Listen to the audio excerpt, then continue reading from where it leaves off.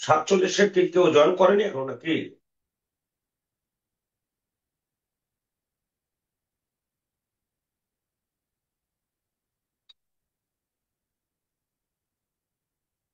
আচ্ছা, তো তোমরা কি দেখেছো যে বাংলাদেশ বিষয়াবলীর সিলেবাস?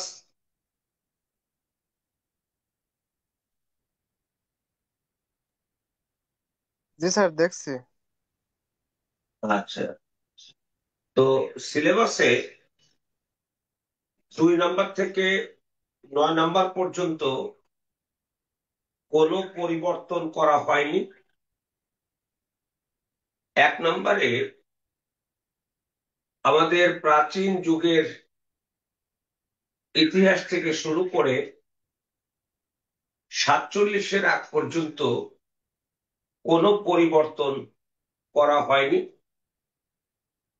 47 সাল থেকে 1971-এর মুক্তিযুদ্ধ এবং 1972 সালে বঙ্গবন্ধুর স্বদেশ প্রত্যাবর্তন, ভারতীয় সৈন্য প্রত্যাহার, এই পর্ব পর্যন্ত হলো আমাদের মুক্তিযুদ্ধ। অর্থাৎ মুক্তিযুদ্ধ আলোচনা করতে গেলে প্রথমে তার প্রেক্ষাপট 47 থেকে আসতে হয়।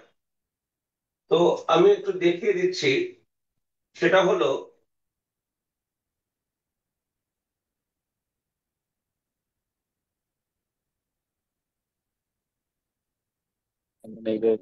খেয়াল করতে হবে যে আমরা সিলেবাসের 1 নম্বরে আছে হলো বাংলাদেশের জাতীয় বিষয়াবলী। আরো কিছু আছে ওটা আমি বলছি না, শুধু জাতীয় বিষয়াবলী বলছি। এই জাতীয় বিষয়াবলীর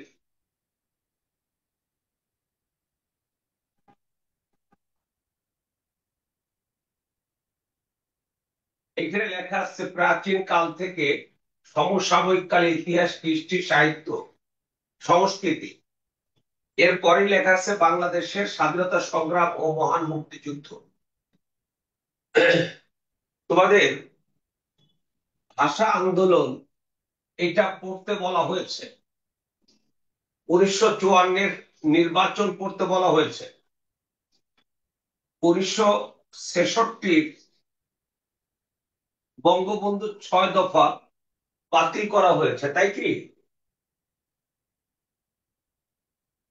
কেউ কি বলতে পারবে?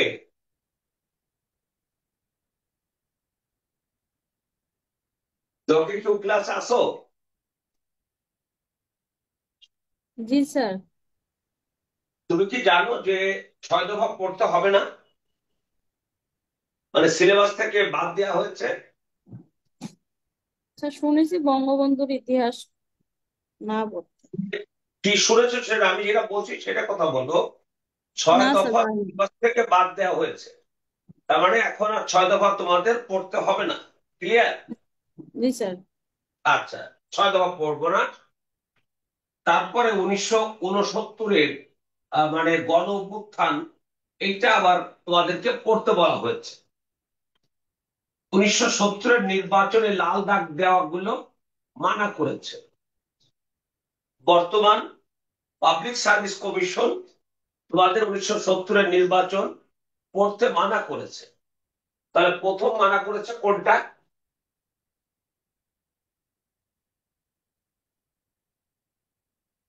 বলো।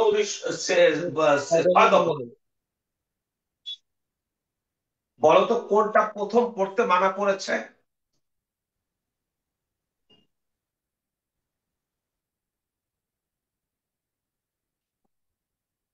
বলতে পারবে?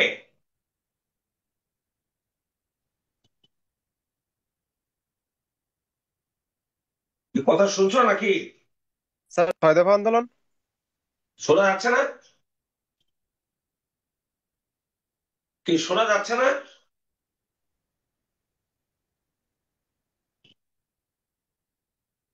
স্যার, শোনা যাচ্ছে, আপনি শুনতে পাচ্ছেন? শোনা যাচ্ছে? জি স্যার, শোনা যাচ্ছে। আচ্ছা, তো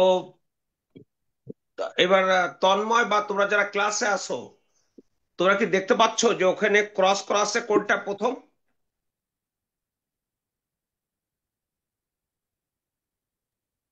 একটু জি স্যার বলো তো। দেখতে পাচ্ছি।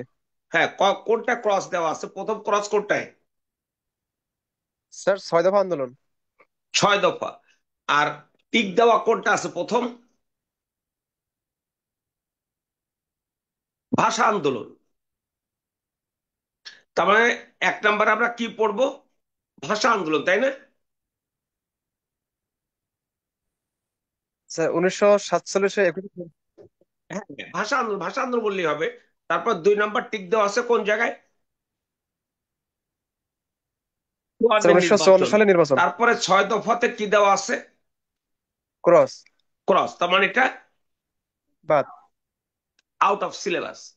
তারপরে কি লেখা আছে? গণ অভ্যুত্থান। হুম, এটা 1969 সালে।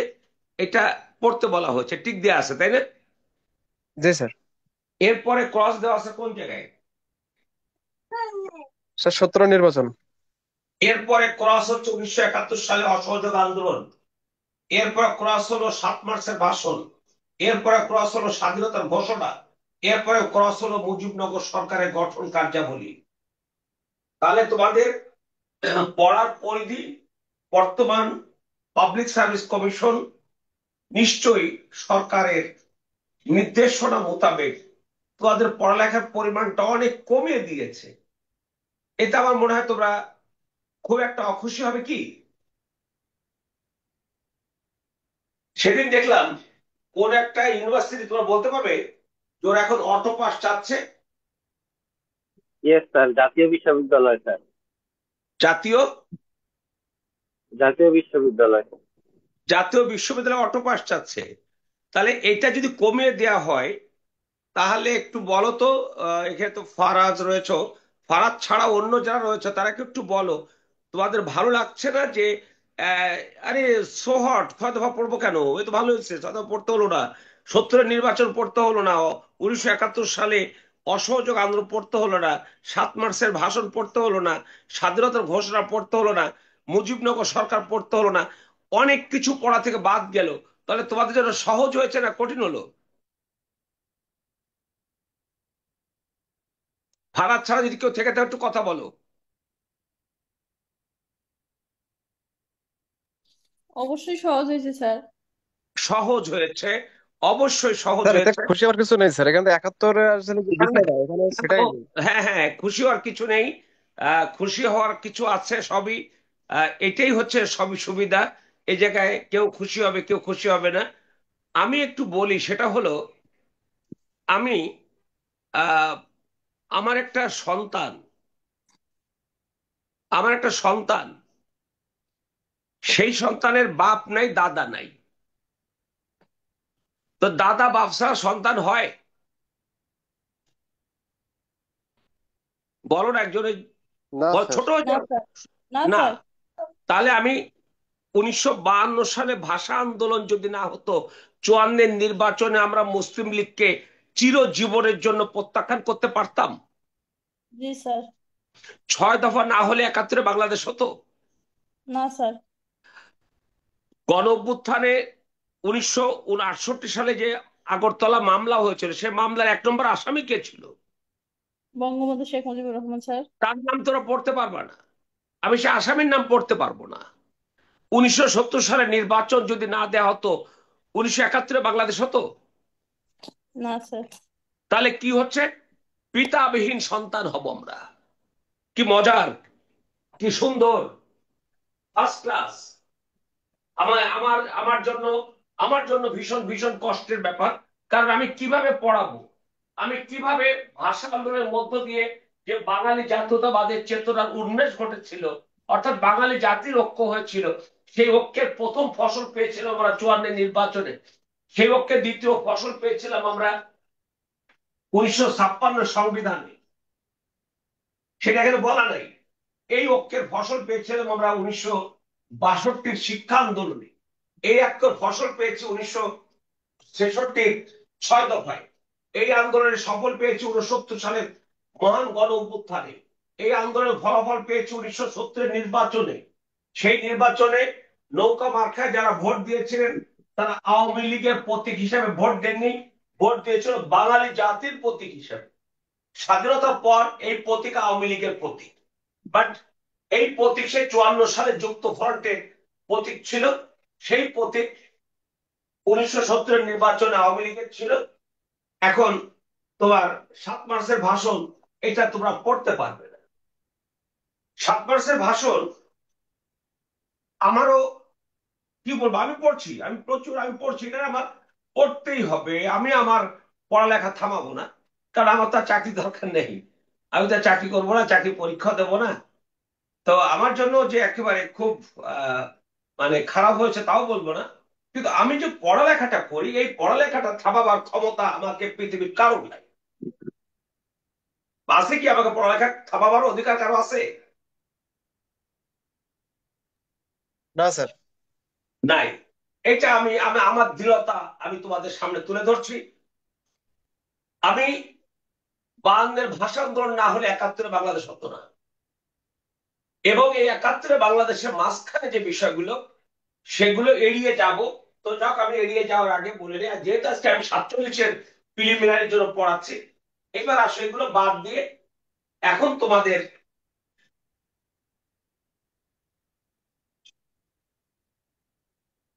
এই যে এখন তোমাদের এইগুলো আছে, বলো তো, বলো তো একজন কি কি আছে?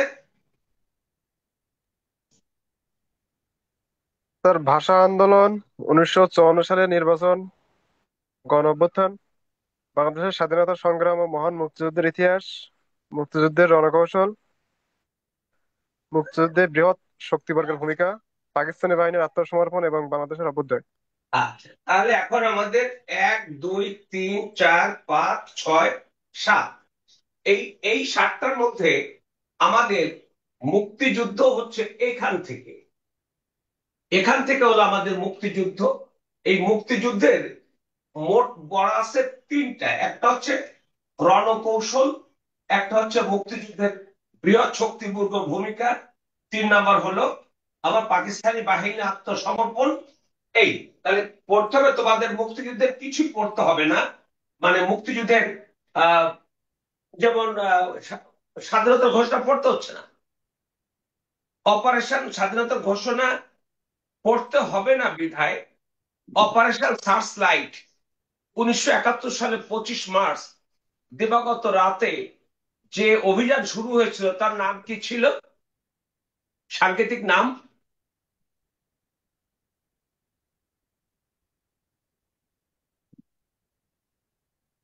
অপারেশন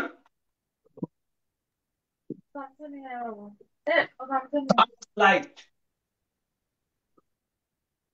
এটা ঠিক 12টার সময় এই operation search, 0 hour operation search light শুরু হলো। ঠিক তার আধা ঘন্টা পর বঙ্গবন্ধু ওয়্যারলেস এর মাধ্যমে, ইপিআর এর ওয়্যারলেস এর মাধ্যমে উনি স্বাধীনতার ঘোষণাটা ঘোষণা দিতে বললেন, যেটি ইপিআর এর সিগন্যাল কোরের সুবেদার মেজর ওয়ারির বলদা গার্ডেন থেকে এইটা ওপেন করেছিলেন। এই নিয়ে আমি আর ভিতরে যাচ্ছি না, তোমাদেরকে লোড করাবো না, কারণ এটা হওয়ার পরেই স্বাধীনতার ঘোষণা, সেটা আমার পড়াতে হলো না। তারপরে তার আগে তো মার্চ 71 পড়াতে হলো না, বঙ্গবন্ধুর 7 মার্চের ভাষণ পড়াতে হলো না। এইবার আসো রণকৌশল। তোমরা একটু মনে রাখো, তাহলে আমরা 1 নাম্বার কি কি মুক্তিযুদ্ধের কি কি পড়তে হবে?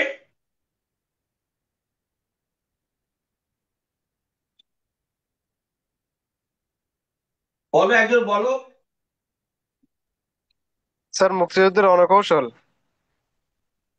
তারপর মুক্তিযুদ্ধে মুক্তিযুদ্ধে বৃহৎ শক্তিবর্গের ভূমিকা এবং পাকিস্তানি বাহিনীর আত্মসমর্পণ এবং বাংলাদেশের অভ্যুদয়। আচ্ছা যাও, যেহেতু এটা 47-এর ক্লাস প্রোগ্রামের জন্য বলেছিলাম, এখন তোমরা একটু দেখো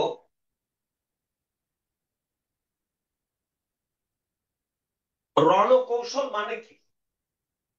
আমি প্রশ্নে যাচ্ছি একটু পরে। রণকৌশল হলো রণনীতি বাস্তবায়নের জন্য কৌশল অবলম্বন করা, যাতে করে আমরা যুদ্ধে জয়লাভ করতে পারি। কারণ আমরা 71 সালে যুদ্ধ করেছি কাদের সাথে? স্যার পাকিস্তানি হানাদার বাহিনীর সাথে।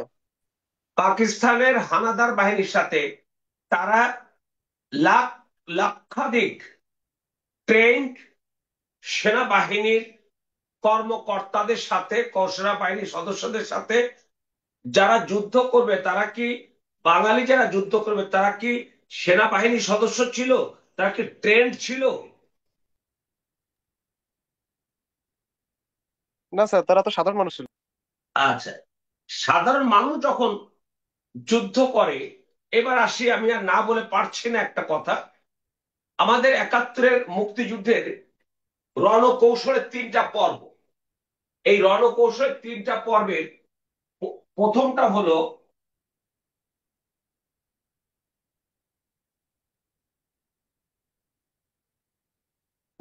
হলো গেরিলা যুদ্ধ।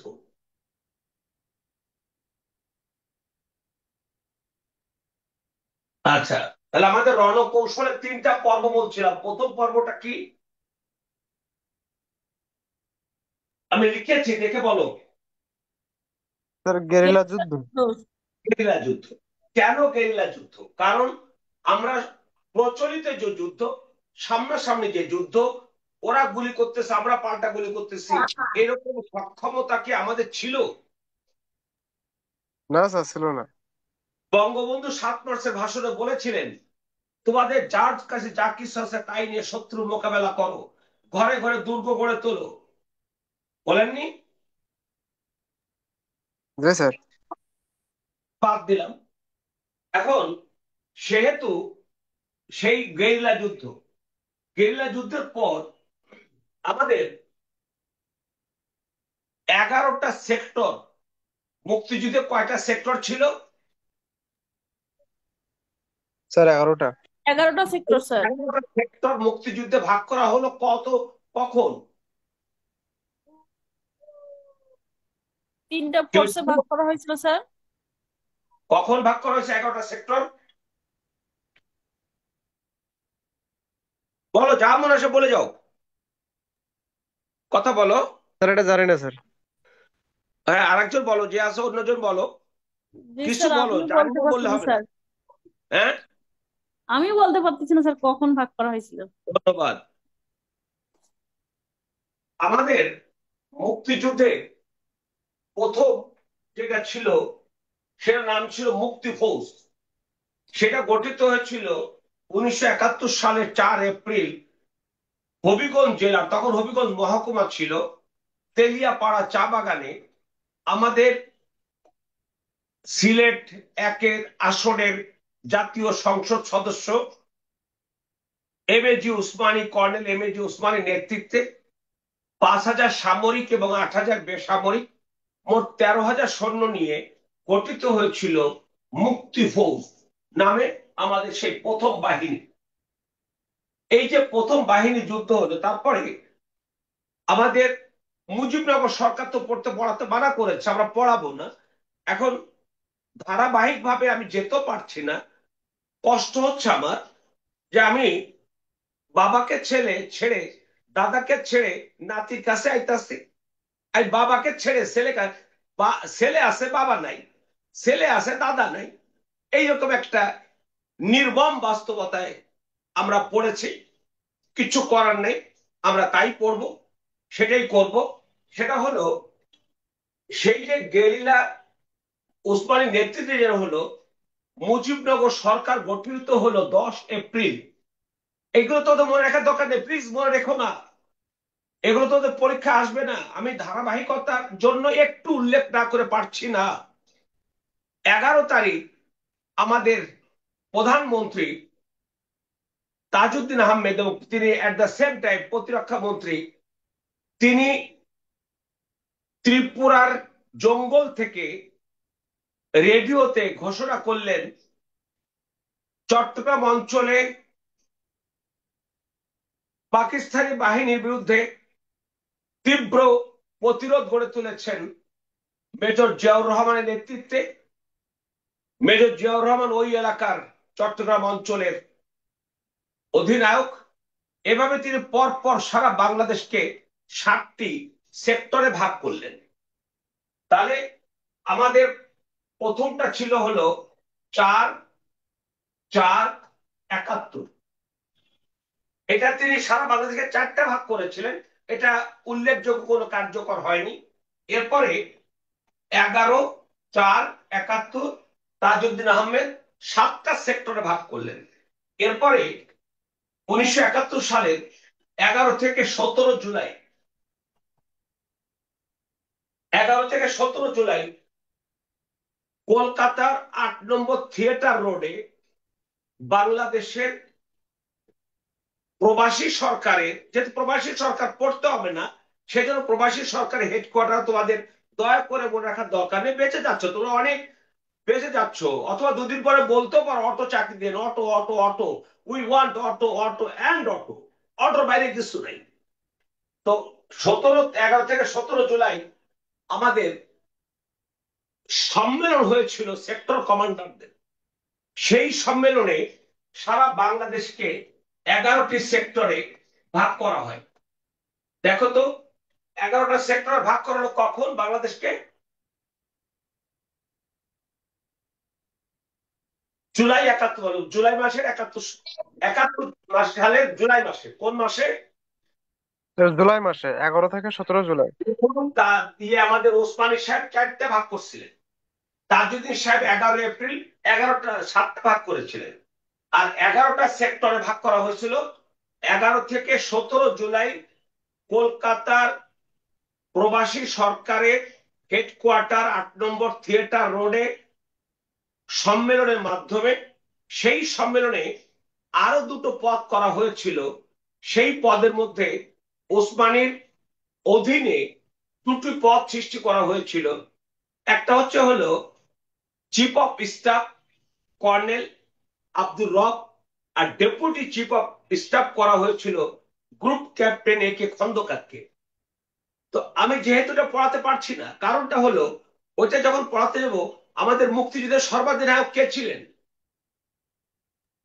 স্যার বঙ্গবন্ধু। বঙ্গবন্ধু শেখ মুজিবুর রহমান স্যার। আর একজন আছে, তুমি কি জানো? তোমার নাম কি? মেয়েটার নাম কি? স্যার মিষ্টি স্যার। মিষ্টি। তুমি কি জানো যে আমাদের মুক্তিযুদ্ধের সর্বাধিনায়ক কে ছিলেন? জি স্যার, বঙ্গবন্ধু শেখ মুজিবুর রহমান স্যার। আর প্রধান সেনাপতি কে ছিলেন? কর্নেল এ এ জিন Osmani sir. Fine fine fine, সুন্দর বলেছো, অসংখ্য ধন্যবাদ।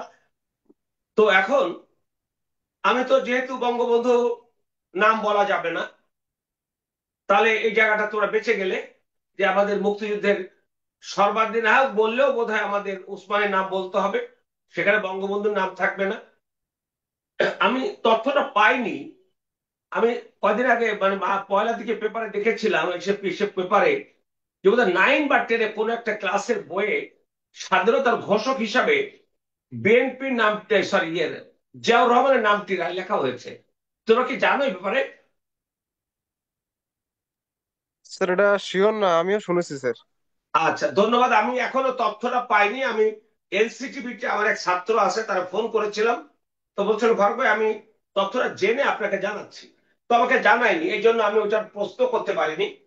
তাহলে দেখো তো, এই 11টা সেক্টর, এর আগে তোমরা কি জানো আমাদের 3টা ব্রিগেড হয়েছিল? হ্যাঁ স্যার এটা জানি। তোমরা কি জানো জিয়াউর রহমানের নেতৃত্বে আমাদের প্রথম ব্রিগেড ছিল জিয়া ফোর্স? শুনো নাই জিয়া ফোর্স? জি স্যার শুনেছি। বলতে কেউ? জি স্যার, 3টা ফোর্সের নাম শুনেছি sir, S force, Z force, K force. প্রথমটা ছিল 1971 সালের জুন মাসে। তার অধীনে করা হয়েছিল 1 নম্বর সেক্টর কমান্ডার জিয়াউর রহমানকে, মেজর জি জিয়াউর স্যার। রহমানকে। মেজর জিয়াউর রহমানের নেতৃত্বে এরপরে অক্টোবর মাসের প্রথম সপ্তাহে দুটো কমান্ড ব্রিগেড করা হয়েছিল। দ্বিতীয় ব্রিগেডের অধীনে করা হয়েছিল তোমার 2 নম্বর Khalilur sector Rahman. Commander major শফিউল্লাহকে। 3 নম্বর ব্রিগেডের অধীনে করা হয়েছিল, বা ও 3 নম্বর সেক্টরের অধিনায়ক। আর 2 নম্বর সেক্টর অধিনায়ক খালেদ মোশাররফকে করা হয়েছিল তোমার তৃতীয় ব্রিগেডের অধিনায়ক। এই যে 3টা ব্রিগেড, এরা কারা জানো? এরা কারা? না স্যার, জানি না স্যার। এরা ছিল ইস্ট বেঙ্গল রেজিমেন্টের সৈনিক। 1971 সালে এক পর্যন্ত, 1947 সালের 5 ফেব্রুয়ারি আমাদের প্রথম রেজিমেন্টটা করা হয়েছিল, ইস্ট বেঙ্গল রেজিমেন্ট। তারপরে 71 এক পর্যন্ত মাত্র 5টি রেজিমেন্ট করা হয়েছিল। 71 সালে আমি তো বাংলাদেশের মুক্তিযুদ্ধকালীন মুজিবনগর সরকার পড়াতে পারছি না, এই প্রশ্ন আসবে না যে 71 সালে কয়টা ব্রিগেড গঠন করা হয়েছিল।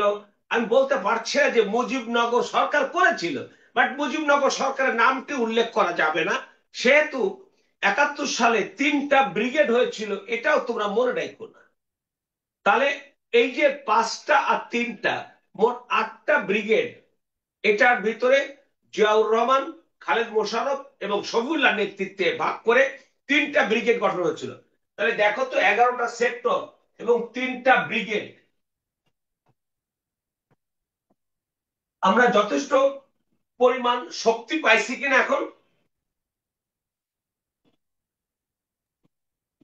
এখন কি আমরা অনেকটা ইসে চলে গেছে না? পোশাক প্লাস ট্রেন্ড সৈন্যরা যুদ্ধ করছে না বাঙালিরা? জি স্যার। অপরদিকে রয়েছে আমাদের গেরিলা। তাহলে এখন আমরা গেরিলা যুদ্ধের পাশাপাশি প্রচলিত যুদ্ধ অর্থাৎ সামনাসামনি যুদ্ধ, এটাও বোধহয় কিছুটা করতে পারি না? হ্যাঁ স্যার, এখন তো তাহলে করতে এখন পারি। আমাদের রণকৌশলটা দ্বিতীয় পর্ব হয়ে গেল, আমাদের গেরিলা ও প্রচলিত যুদ্ধ। তাহলে আমি বলছিলাম যে আমাদের মুক্তিযুদ্ধের রণকৌশল 3টা ভাগ। প্রথমটা হচ্ছে গেরিলা যুদ্ধ, দ্বিতীয়টা হচ্ছে গেরিলা ও প্রচলিত যুদ্ধ। 71 সালে ভারত আমাদের যুদ্ধের সাথে জড়িয়ে গেল, কেউ জানো? যাক, কেন উত্তর বলতে হবে না। ভারত যে 71 সালে মুক্তিযুদ্ধে জড়িয়েছিল এবং তাদের প্রায় 16,000 সৈন্য নিহত হয়েছিল, এই তথ্যটি কি কারো জানা আছে? স্যার আমি জানি 17,000। আচ্ছা, 17,000, 16,000, ঠিক আছে, ভালো বলেছো। 17,000 সৈন্য তারা নিহত হয়েছে। তারপর তারা তো আমাদের এখানে যুদ্ধ করতে আসছিল, তাই না? জি স্যার। কেন এসেছিল সেই উত্তর আমি তোমাদের কাছে চাচ্ছি না। তারা যুদ্ধ করতে আসছিল। এই যুদ্ধ করতে যখন আসে তখন, অর্থাৎ ভারত আমাদের সাথে সরাসরি পাকিস্তানের বিরুদ্ধে যুদ্ধ জড়িয়ে গেল, তখন ভারতের মতো অত্যাধুনিক বাহিনী যখন আসে, তখন কি আমার রণকৌশল আগের মতো থাকবে না পরিবর্তন হবে? স্যার অবশ্যই পরিবর্তন হবে। তাহলে গেরিলা যুদ্ধ প্রথম পর্ব আমাদের বাস্তবতার আলোকে, গেরিলা ও প্রচলিত যুদ্ধ এটাও বাস্তবতার আলোকে, ভারতীয় সেনাবাহিনী আসলে আমাদের রণকৌশল পরিবর্তন হয়ে তৃতীয় পর্ব হয়ে গেল সর্বাত্মক যুদ্ধ।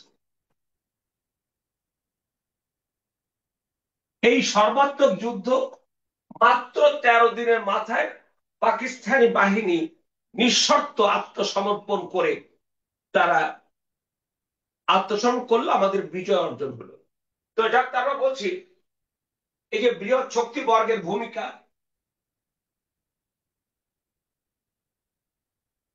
এবার আসো তোমরা পাকিস্তানি বাহিনী আত্মসমর্পণ, তোমরা যেখানে কোনো প্রশ্ন করতে চাও আমাকে করো, যেহেতু আমি তোমাদের 47-এর ডিটেলস পড়াতে পারবো না, 48-এ তোমরা ডিটেলস পাবে। সেখানে কিন্তু এখানে অনেকগুলো ইস্যু আমি আনিনি, মানে আনার সুযোগ নাই, কিন্তু 48-এ আমি এখান থেকে আনবো, কিছু কিছু বিষয় আনবো যেগুলো সরাসরি ওইটার সাথে নাই। এবার আসো, আমি চলে আসি। এই যে দেখো, স্যার। মুজিবনগর সরকারের গার্ড অফ অনারের নেতৃত্ব দেন কে? উনি হচ্ছেন মাহমুদুদ্দিন আহমেদ বীর বিক্রম।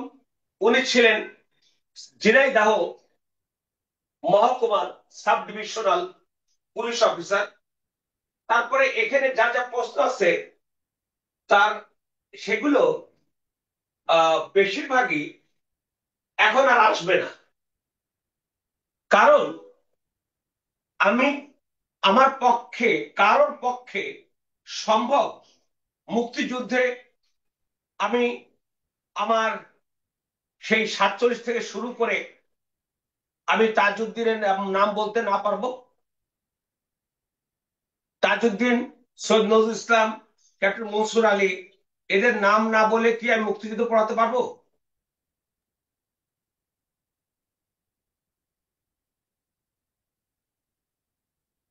মৌলানা ভাসানী, শেরে বাংলা, বলো না, পারবো? তা আসলে তো পারার কথা না, কিন্তু স্যার না, ইয়েস করারও অর নো নেই। বলো, তো গল্প করতে হবে না আমার সাথে। No sir. পারবো না, কিন্তু আমাকে পারতেই হবে। তুমি কোথাকার কে ফারুক? তোমাকে পারতেই হবে। তুমি কোথাকার তন্ময়? পারতেই হবে তোমাকে। আচ্ছা যাও, সেটা পারো, এই জন্য আমি এই প্রশ্নগুলো তোমাদেরকে দিচ্ছি না।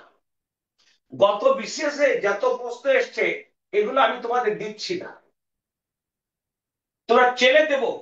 গত বিশেষ গুলোতে যে প্রশ্ন হয়েছে, কারণ আমি দেখেছি এই বাস্তবতা একটা সময় ছিল যে ইতিহাস বিকৃত করা হয়েছে, এটা কিন্তু আমাদের জাতির জন্য, তোমাদের জন্য, প্রজন্মের জন্য ভয়াবহ একটা বাস্তবতা হয়েছে।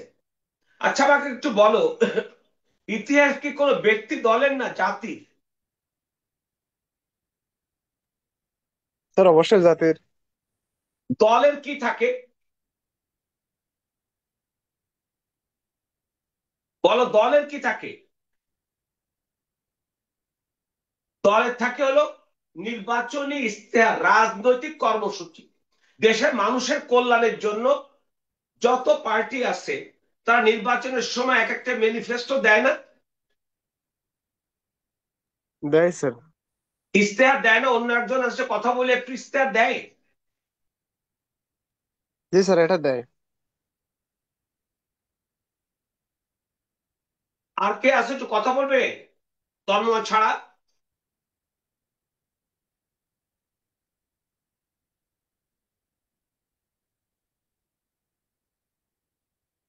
আমরা কি সেই ইশতেহার নিয়ে কথা বলবো, ইশতেহার নিয়ে তর্ক করতে পারবো?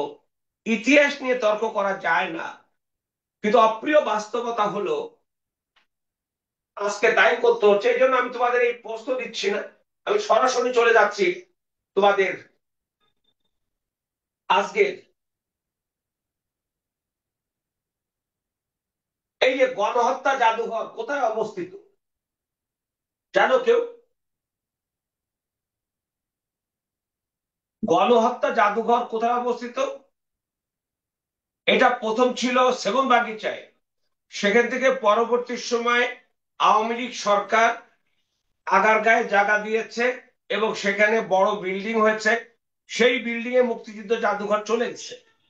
তাহলে মুক্তিযুদ্ধ জাদুঘর হচ্ছে আগারগাঁয়ে। বলতো মুক্তিযুদ্ধ জাদুঘর কোথায়? স্যার আগারগাঁয়।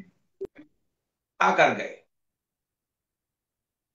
এটা আসবে না, কারণ আগারগাঁয়ে এটা করেছে সে হলো স্বৈরাচারী সরকার, ফ্যাসিস্ট সরকার। এখন আমরা বিশ্বের মহান গণতান্ত্রিক সমাজে বসবাস করছি, এই সমাজে ফ্যাসিস্টের নাম উল্লেখ করা যাবে না। যেমন দ্বিতীয় বিশ্বযুদ্ধের পর নুরেমবার্গ আদালতের মাধ্যমে নাজি পার্টি এবং নাৎসিবাদের চিরতরে বিলুপ্ত করা হয়েছে। তো এখন আমি আর সেদিকে কথা বলতে পারবো না, মাঝে মাঝে উল্লেখ করতে হচ্ছে। যাকে এবার চলে আসে, এই যে যা যা প্রশ্ন আছে এগুলো দিলাম না, তোমরা যদি চাও, এটা ইস্যু আছে, তুমি যে বই দিয়েছো তোমার বইতে আসছে, তোমার লাগবে না। যদি কেউ চাও আমি করে দেব, তাকে পিডিএফটা দিয়ে দেবো। এমনি তোমার ইসের পিডিএফ পাবা, আজকের প্রশ্নের পিডিএফ পাবা।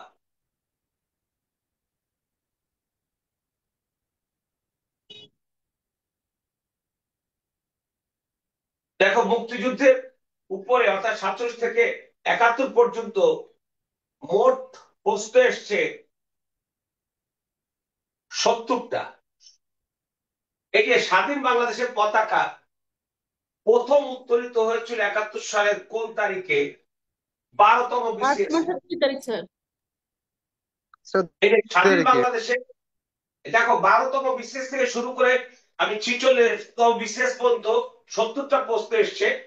স্বাধীন বাংলাদেশের পতাকা প্রথম উত্তোলিত হয়েছিল 71 সালের কোন তারিখে? 12তম কোন তারিখে বলতো? এই যে উত্তর দেওয়া আছে 2 মার্চ। এটা কে করেছিলেন বলতে পারবে? আফামা মনে হয় স্যার, তিনি কে ছিলেন?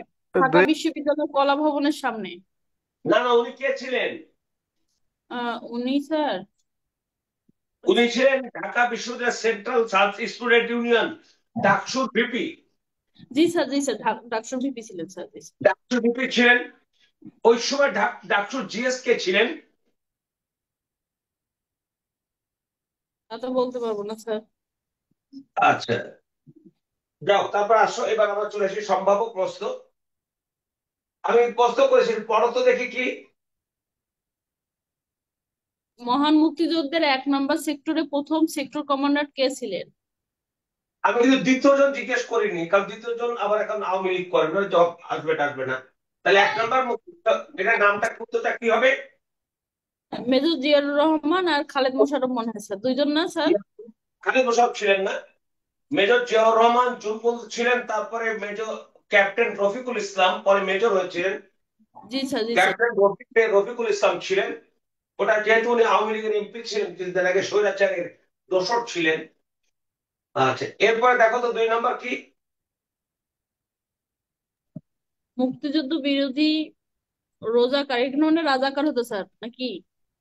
রাজাকার হ্যাঁ, বাহিনী কে কোথায় প্রতিষ্ঠা করেন?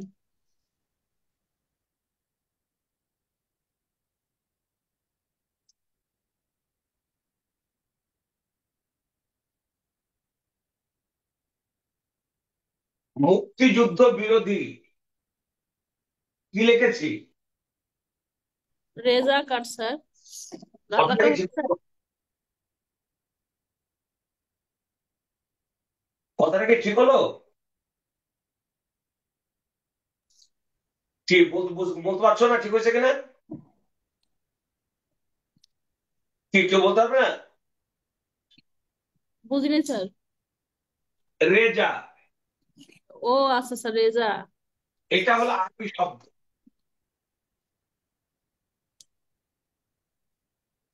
আর তার, এটা হলো ফার্সি শব্দ। আমরা রাজাকার বলি, এটা গড়ে হয়ে গেছে আর কি রাজাকার। উচ্চারণটা হবে রেজাকার। রেজা কোন শব্দ? আরবি শব্দ স্যার। আর কার কোন কি শব্দ? ফার্সি শব্দ স্যার। এই দুটো মিলে বাংলা হচ্ছে স্বেচ্ছাসেবক দল। অর্থাৎ স্বেচ্ছায় যারা দেশ মাতৃকার মুক্তির জন্য বা দেশের পতন না হয়, ধর্ম শেষ হয়ে না যায়, ইত্যাদি ইত্যাদির জন্য তারা স্বেচ্ছায় যাদেরকে সমর্থন করে, সেইটাকে বলা হয় স্বেচ্ছাসেবক রেজাকার বাহিনী। এই রেজাকার বাহিনী 1971 সালে রেজাকার বাহিনী কে এবং কোথায় প্রতিষ্ঠা করেছিলেন? আমাদেরকে এখন এগুলো জানা উচিত না? জি স্যার, অবশ্যই। কি তন্ময়, এগুলো জানা উচিত? জি স্যার। এটা তো আমাদের খুশির খবর যে আমরা ওই মুক্তিযুদ্ধ নিয়ে অনেক কিছু বলার সুযোগ আমাদের কমে গেছে। তাহলে সঙ্গত কারণে কাদের কথা বলার সুযোগ বেড়ে গেছে? যারা মুক্তিযুদ্ধ বিরোধী, তারা হয়তো এখন মহান দেশ প্রেমিক হতে পারে, সেটা আমি জানি না। আমি 71-এর কথা বলছি। সেটা ছিল হলো তোমার মৌলানা ইউসুফ আলী, ইউসুফ সাহেব, সাহেব বলে ফেলেছি, ধরুন আমার কষ্ট লাগলো একটু। মৌলানা ইউসুফ খুলনার আহসান আলী রোডে 1971 সালে এপ্রিল মাসে রেজাকার বাহিনী গঠন করেছিলেন।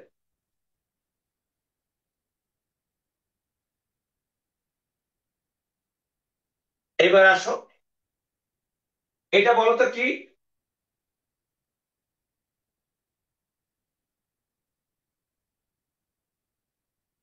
বল একজন।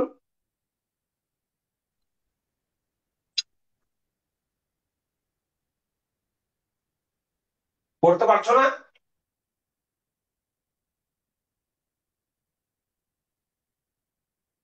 কি একজন পড়বে? মহান মুক্তিযুদ্ধের সময় আমেরিকার প্রেসিডেন্ট কে ছিলেন? বলো কে ছিলেন?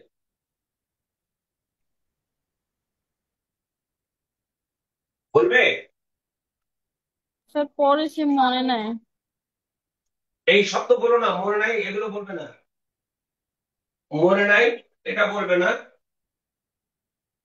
হয় মনে আছে, মানে ইয়েস অর নো, উত্তর হা বা না, এই দুটো একটা, এরকম এগুলো কেন?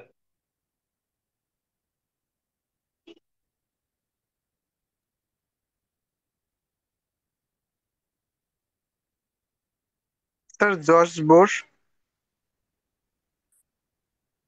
জর্জ বুশ তো অনেক পরে।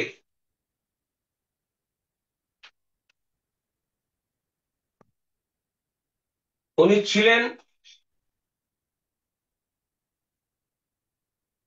Richard Nixon.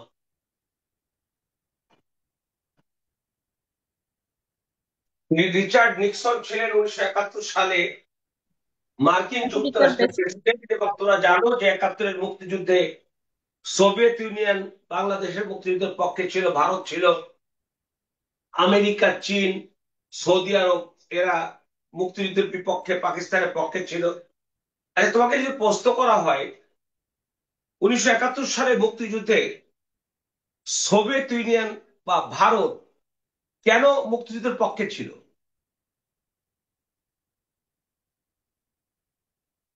আমাদের বাংলাদেশে একটা প্রচলিত কথা আছে যে ভারত তো যুদ্ধে জড়িত ছিল তাদের স্বার্থে।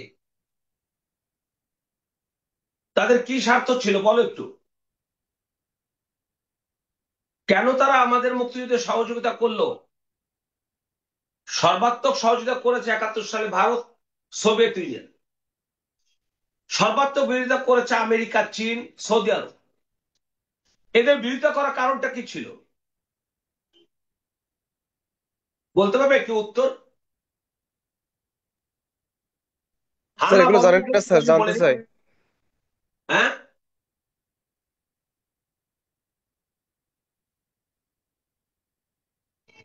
সোভিয়েত ইউনিয়ন, ভারত আমাদের পক্ষে ছিল তো মুক্তিযুদ্ধের।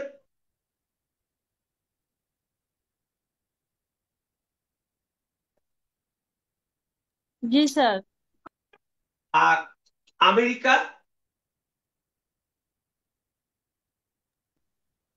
আমেরিকা বিপক্ষে। কি করেছিল?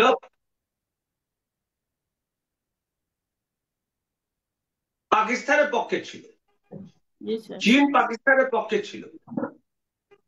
সৌদি আরব সহ অনেকগুলো মুসলিম দেশ পাকিস্তানের পক্ষে ছিল। দুটোরই একই উত্তর, তা হচ্ছে তোমরা বলবে জিও পলিটিক্স।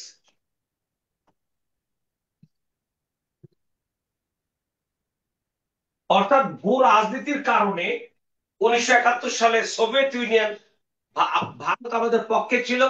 একই কারণে আমেরিকা পাকিস্তানের পক্ষে ছিল, চীন পাকিস্তানের পক্ষে ছিল, আর সৌদি আরব ছিল ধর্মের কারণে। তাহলে বুঝতে পেরেছো বলতো? পক্ষ বিপক্ষ যাই হোক, উত্তর একটাই, কি বলতো? Sir Jio politics. Politics sir. আমি জিওগ্রাফিক্যাল পলিটিক্স। জিও পলিটিক্স। আমি এখন তো জিও তোমাদের পলিটিক্স। সঙ্গে অবশ্যই এর ডিটেলস বর্ণনা আমি করব তোমাদের সাথে। এবার 4 নম্বরে যাই। আন্তর্জাতিক গণহত্যা দিবস পালিত হয় কোন তারিখে? আমি বাংলাদেশের গণহত্যা বলছি না, 71 সালের কথা। এখানে বলছে আন্তর্জাতিক গণহত্যা দিবস পালিত হয় কোন তারিখে, বলো?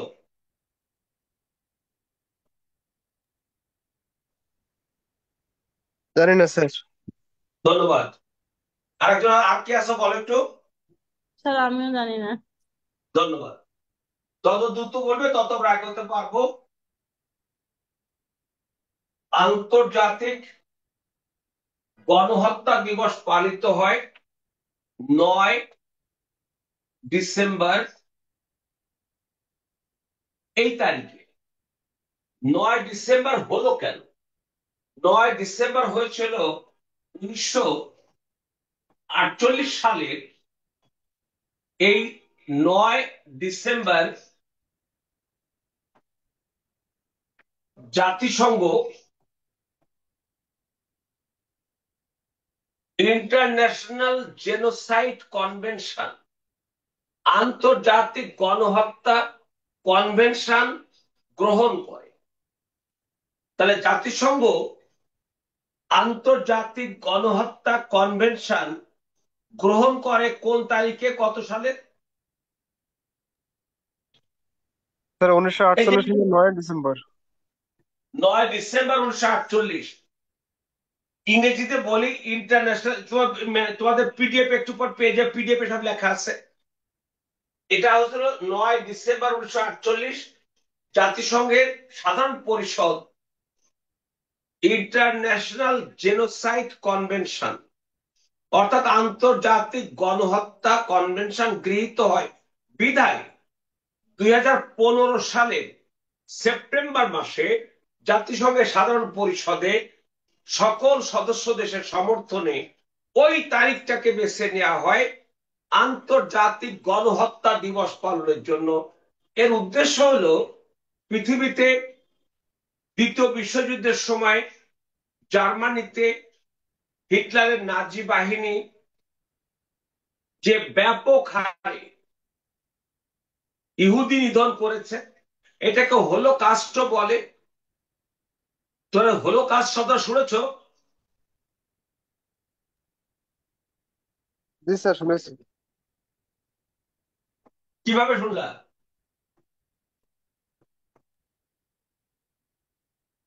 স্যার সঠিক কিভাবে শুনছিলাম মনে নেই, কিন্তু এটা শব্দটা শুনেছি স্যার।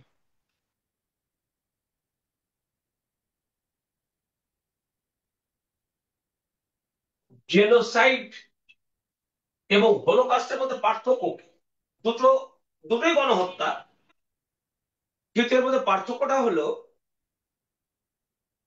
সেই সময় 60 লক্ষ ইহুদি হত্যা করা হয়েছিল পোল্যান্ডের অজিউস অজিউস নামের একটা জায়গায় 6টি বড় হল ঘর করা হয়েছিল। সেই হল ঘরে মাস্টার্ড গ্যাসের সংযোগ দিয়ে, মাস্টার্ড গ্যাস বলো তো কি গ্যাস? Mustard gas. মাস্টার্ড গ্যাসের সংযোগ দিয়ে হুকুম করেছিল সব ইহুদিকে আইনা এই মাস্টার্ড গ্যাসের চেম্বারে দিয়ে মাইরা ফেলাও, অর্থাৎ পুড়িয়ে মেরে ফেলা। পুড়িয়ে মেরে ফেলাকে ইংরেজিতে বলা হয় হলোকাস্ট। আর যেমন 71 সালে তোমরা তো বোধহয় ওইদিকে খুলনার চুকনগরের নাম শুনছো? জি স্যার। এই চুকনগরে 1971 সালে মে মাসে 11,000 মানুষকে হত্যা করা হয়েছিল। এটা চুকনগর গণহত্যা নামে পরিচিত। অর্থাৎ তারা পোড়া মেরে ফেলেনি, তারা মেরে ফেলেছে, বাট কোন আগুনে পুড়িয়ে বা গ্যাস চেম্বারে দিয়ে পড়ে নেই। তো এখন এর আগে আমরা ইতিহাসে যা পাই, গণহত্যা নানা সময় নানাভাবে হয়েছে। 1915 থেকে 1918 পর্যন্ত আর্মেনিয়ায় তুর্কি বাহিনী প্রায় 15 লক্ষ আর্মেনীয়দেরকে হত্যা করেছিল। ওই যে আর্মেনীয়দের বিপক্ষে তুরস্ক সেই সময় হত্যা করেছিল তুর্কি সুলতান। পরে অটোমান তুর্কি সাম্রাজ্যের পতন ঘটেছে 1923 সালে। আধুনিক তুরস্কের জনক বলা হয় কামাল আতাতুর্ক পাশাকে। তিনি আধুনিক তুরস্কের প্রতিষ্ঠাতা, অর্থাৎ সুলতানি শাসনের, ইসলামী শাসনের অবসান ঘটিয়ে গণতান্ত্রিক সংবিধান দিয়েছিলেন। সেজন্য তাকে আধুনিক তুরস্কের প্রতিষ্ঠাতা বলা হয়। এই তুরস্ক এখনো কিন্তু আর্মেনীয়দের বিপক্ষে। তোমরা কি জানো আর্মেনীয়র সাথে আজারবাইজানের একটা ভূখণ্ড নিয়ে দ্বন্দ্ব আছে? না স্যার, জানি না। আরেকজন বলবে জানো কিনা, কেউ থাকলে বলো।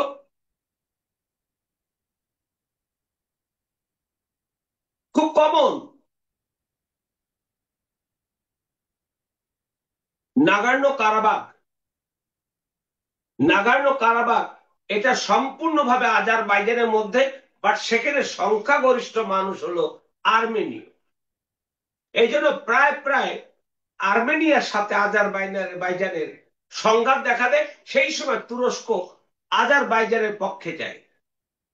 আর যেহেতু সবই ছিল প্রাক্তন সোভিয়েত ইউনিয়নের অধীনে, তখন রাশিয়ার পুতিন এগিয়ে আসে মধ্যস্থতা করতে। তো যাক, সেটা গেছে। তোরা বুঝতে পেরেছ আন্তর্জাতিক গণহত্যা দিবসটা কেন এই সময় হয়?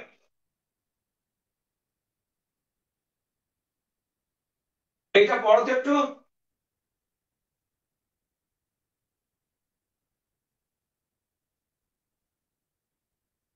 পড়ো পড়ো।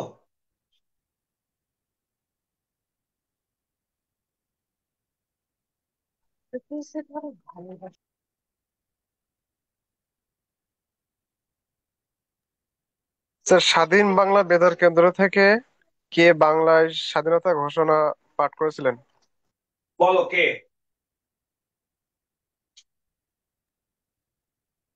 স্যার, বঙ্গবন্ধু শেখ মুজিবুর রহমান। উনি তখন পাকিস্তানের কারাগারে, তখনও পাকিস্তানে ওনাকে কারাগারে নেওয়া হয়নি, ওনাকে ঢাকা ক্যান্টনমেন্টে মেজর রাখা হয়েছিল। Ziaur major Ziaur Rahman sir. Ziaur Rahman, I major Zia proclaim the independence of Bangladesh on behalf of our great national leader and supreme commander Sheikh Mujibur Rahman. আমি কি বাংলা বললাম না ইংরেজি বললাম? স্যার, ইংরেজি। তাহলে জিয়াউর রহমান বাংলায় স্বাধীনতার ঘোষণা পাঠ করেছিলেন না ইংরেজিতে? স্যার, ইংরেজিতে। তাহলে আমি জানতে চাচ্ছি বাংলায় কে স্বাধীনতা ঘোষণা পাঠ করেছিলেন বঙ্গবন্ধুর পক্ষে? অথবা যদি বলা হয় যে প্রথম স্বাধীনতার ঘোষণা কে পাঠ করেছিলেন?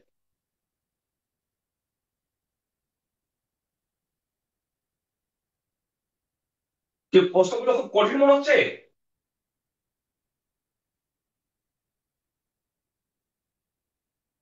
কি কঠিন মনে হচ্ছে নাকি? প্রথম পাঠ করেছিলেন হলো মোহাম্মদ হান্নান।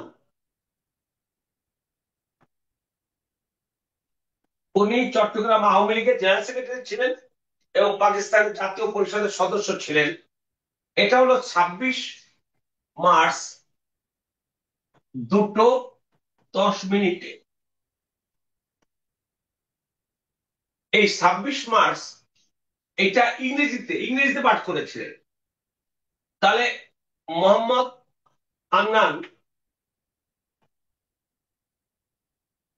উনি কোন ভাষায় বঙ্গবন্ধুর পক্ষে স্বাধীনতা ঘোষণা দিয়েছিলেন?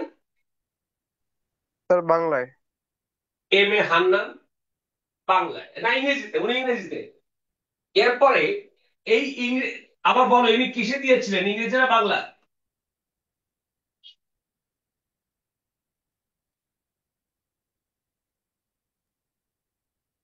স্যার, ইংরেজিতে প্রথম হবে? ইংরেজিতে। এই ইংরেজিতে তার যে বঙ্গবন্ধু পক্ষে স্বাধীনতা ঘোষণা পাঠ করেছিলেন, সেটার বাংলায় অনুবাদ করেছিলেন মমতাজ উদ্দিন। নাম শুনেছ না?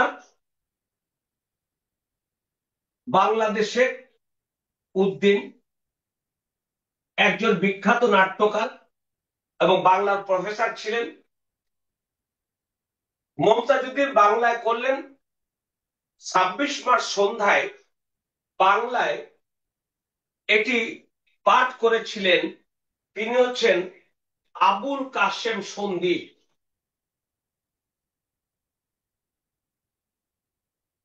আবুল কাশেম সন্দীপ।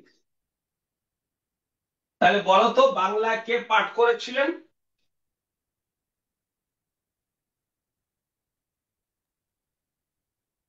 স্যার, মমতাজ উদ্দিন। আবুল কাশেম সন্দীপ। ও, নাম কি কখনো শুনেছো ওনার নাম? না স্যার, শুনিনি। শোনোনি? এই মহান মুক্তিযোদ্ধা, বীর মুক্তিযোদ্ধা, উনি আমাদের স্বাধীন বাংলা বেতার কেন্দ্রে প্রথম কণ্ঠ দিয়েছিলেন। আজকে আমরা যে বেতার কেন্দ্রে থেকে কথা শুনি, রেডিও, আগে তো রেডিও ছিল পাকিস্তান আমলে, মাঝখানে জিয়াউর রহমান এটাকে আবার রেডিও করেছিলেন। শেখ হাসিনা এসে আবার এটাকে বেতার করেছেন, এখনো বেতার রয়েছে। স্বাধীন বাংলা বেতার কেন্দ্র থেকে বেতার কেন্দ্রে প্রথম কথা বলেছিলেন, প্রথম কণ্ঠ দিয়েছিলেন, তার নাম কি?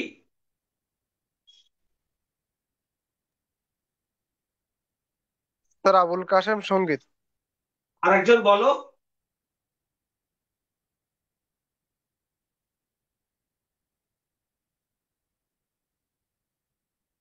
আচ্ছা, যাক, আবুল কাশেম সঙ্গীত। তারপরে জিয়াউর রহমান সাহেব 27 মার্চ, মেজর জিয়াউর রহমান, উনি বঙ্গবন্ধুর পক্ষে ইংরেজিতে আর ইংরেজিতে দেওয়ার কারণটা ছিল সারা বিশ্বকে জানানো, কারণ বিশ্ব তো আর বাংলা বুঝবে না, এই জন্য ইংরেজিতে দেওয়া হয়েছিল।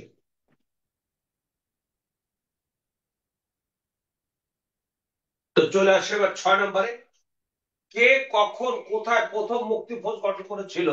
এটা আমি বলে দিলাম যে 4 এপ্রিল 1971 সিলেট জেলার হবিগঞ্জ মহকুমার তেলিয়াপাড়া চা বাগানে কর্নেল এম.এ.জি. ওসমানীর নেতৃত্বে মুক্তিফৌজ গঠিত হয়েছিল।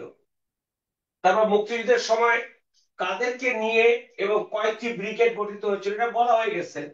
এটা হলো ইস্ট বেঙ্গল রেজিমেন্টের সৈনিকদেরকে নিয়ে 3টি ব্রিগেড গঠন করা হয়েছিল। মেজর জিয়াউর রহমান কোন ব্রিগেডের অধিনায়ক ছিলেন? প্রথম ব্রিগেডের। মেজর জিয়াউর রহমান কোন ব্রিগেডের অধিনায়ক ছিলেন?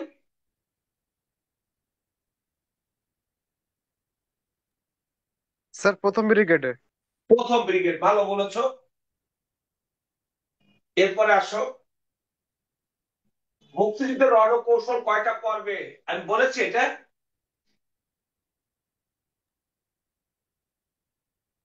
বলেছি না আলোচনায়? জি স্যার বলেছেন, ওই যে গেরিলা যুদ্ধ। হ্যাঁ, আর পিডিএফ এ পেয়ে যাবে। মহান মুক্তিযুদ্ধ বিরতি চেয়ে, যুদ্ধ বিরতি চেয়ে জাতিসংঘ নিরাপত্তা পরিষদের প্রথম ভোট হয় কোন তারিখে?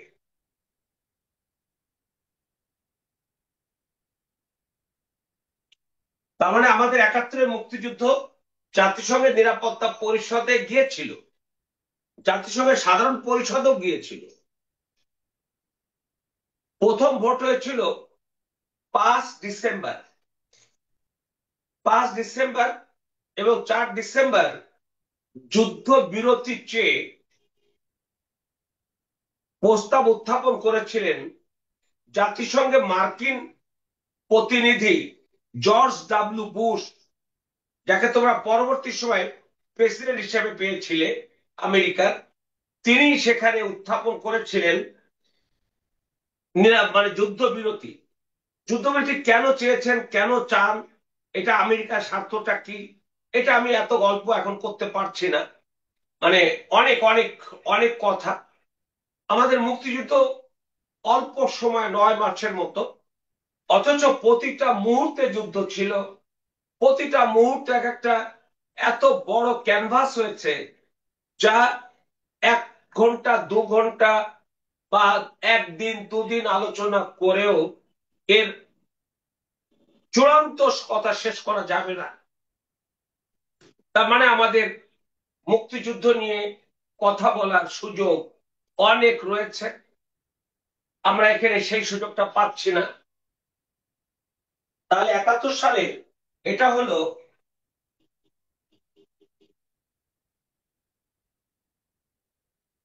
তোমাদের খুব সংক্ষেপ বলছি। 3 ডিসেম্বর পাকিস্তান ভারতকে আক্রমণ করে। তাহলে ভারতকে পাকিস্তান আক্রমণ করলো কোন তারিখে? 3 ডিসেম্বর। 3 ডিসেম্বর। ওই দিন যখন ভারতকে আক্রমণ করে, তখন ভারতের প্রধানমন্ত্রী ইন্দিরা গান্ধী, উনি ছিলেন কলকাতার ব্রিগেডে, ভাষণ দিচ্ছিলেন বাংলাদেশের মুক্তিযুদ্ধের এবং বাংলাদেশে যারা যারা গিয়েছে রিফিউজি বাংলাদেশের, এদের পক্ষে ভাষণ দিচ্ছিলেন। ঠিক ভাষণ দানরত অবস্থায় ওনাকে জানানো হলো যে ম্যাডাম, পাকিস্তান বা ভারতকে আক্রমণ করেছে। উনি ভাষণ বন্ধ করে চলে গেলেন আবার দিল্লি। যে রাতে মন্ত্রিসভার বৈঠকে সিদ্ধান্ত নিলেন যে তারা পাকিস্তানের বিরুদ্ধে যুদ্ধ ঘোষণা করবে এবং বাংলাদেশকে স্বীকৃতি দিবে। এ নিয়ে কিন্তু অনেক কথা আছে যে এতদিন আমাদেরকে স্বীকৃতি দেয়নি ভারত, এখন কেন স্বীকৃতি দিচ্ছে। আমি জানি না তোমাদের জানার আগ্রহ আছে কিনা, আগ্রহ থাকলে বলো, ব্যক্তিগতভাবে বলতে পারো। তোমরা চাইলে আমার সাথে যে কোনো সময় কথা বলতে পারো, যদি জানতে চাও কথা বলতে পারো, কারণ আমি ক্লাসে সবকিছু বলতে পারবো না। 3 তারিখে আক্রমণ করার পর ওই দিন ভারত পাকিস্তানের বিরুদ্ধে যুদ্ধ ঘোষণা করলো। তাহলে এখন যুদ্ধটা কার কার মধ্যে চলে গেল?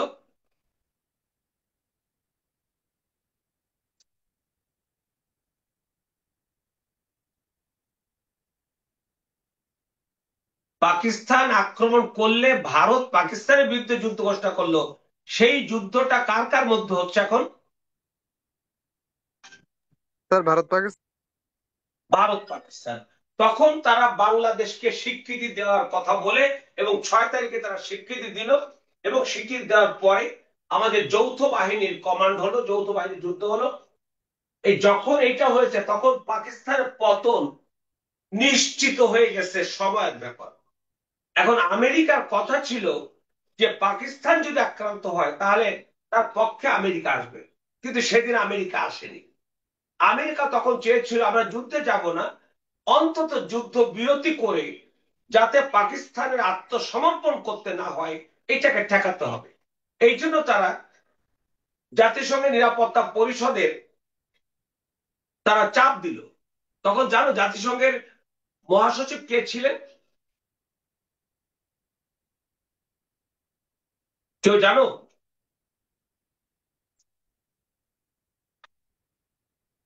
একজন হানা বলো। স্যার আমি স্যার শুনতে পাইনি। 1971 সালে জাতিসংঘের মহাসচিব কে ছিলেন? জানি না স্যার।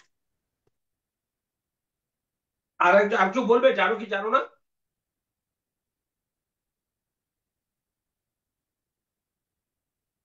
বলবে আর কেউ?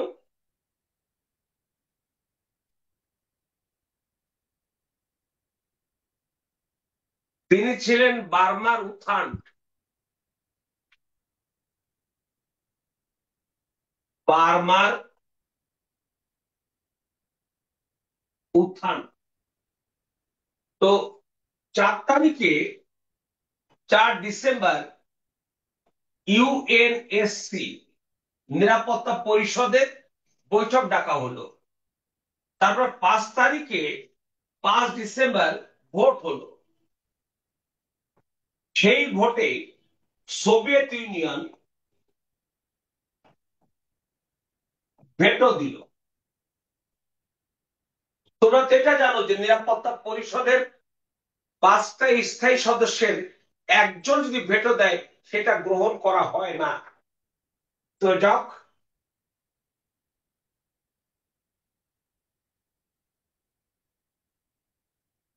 এটা পড়ো। মহান মুক্তিযুদ্ধ যুদ্ধ বিরতির জন্য সাধারণ পরিষদে প্রেরণ করা হয়েছিল কোন প্রস্তাবের আলোকে? সেটা হলো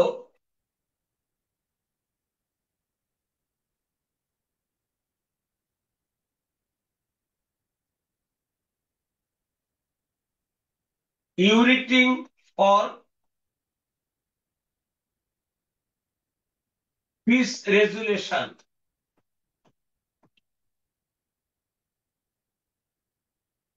একটু পড়ো তো কি লিখেছি।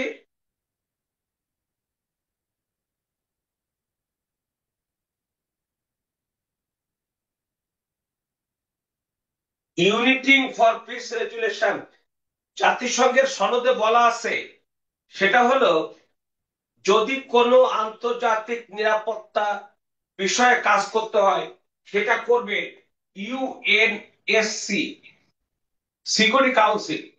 যদি সিকিউরিটি কাউন্সিল না পারে তখন কিছু বলার ছিল না। 1950 থেকে 53 পর্যন্ত কোরীয় উপদ্বীপের যুদ্ধ হয়েছিল। সেই যুদ্ধে মার্কিন যুক্তরাষ্ট্র সরাসরি দক্ষিণ কোরিয়ার পক্ষ নিয়েছিল।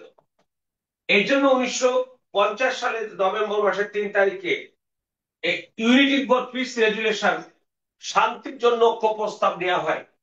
এই প্রস্তাবের আলোকে বলা হয়েছিল যদি নিরাপত্তার বিষয়ে নিরাপত্তা পরিষদ কোনো সিদ্ধান্ত গ্রহণ করতে না পারে তাহলে সাধারণ পরিষদে যাবে, অর্থাৎ সাধারণ পরিষদে যাওয়ার কোনো সুযোগ ছিল না এই প্রস্তাবে। এটা হলো যুক্তি প্রেরণ করা হয়। তাহলে এই প্রস্তাবের আলোকে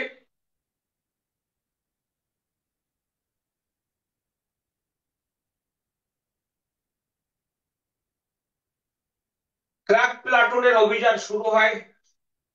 এটা নাম শুনেছো তোমরা, ক্র্যাক প্লাটুন?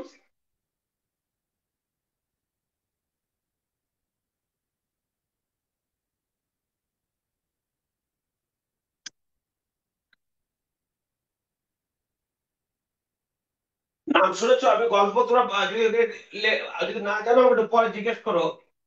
এটা হলো 9 জুন, 9 জুন 1971 ক্র্যাক প্লাটুনের অভিযান শুরু হয়। তোমরা কি এটা শুনেছো পঙ্কজ মল্লিক কোন অভিযানের সংকেত হিসাবে আমি তোমায় যত শুনিয়েছিলাম গান তার বদলে আমি চাইনি কোনো দান? এটা একটা রবীন্দ্রসঙ্গীত। এই গানটা গাওয়া হয়েছিল 1971 সালের ডিসেম্বর মাসের 15 তারিখে অপারেশন জ্যাকপট। তোমরা কি অপারেশন জ্যাকপট নাম শুনেছো?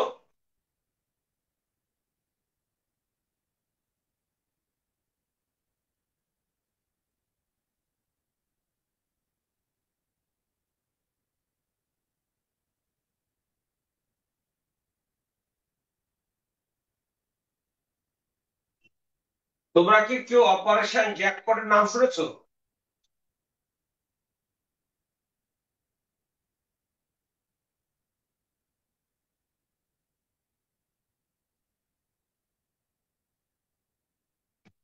তবে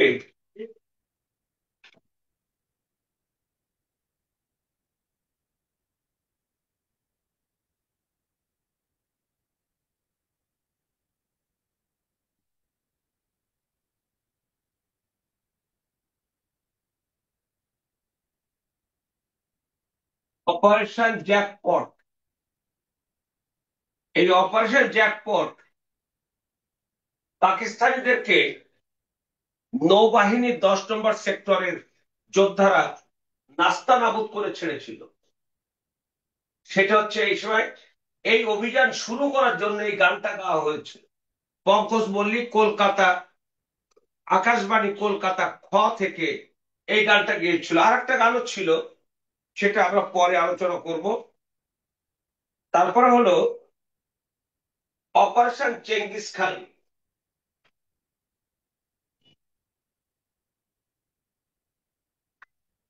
অপারেশন চেঙ্গিস খান কারা কখন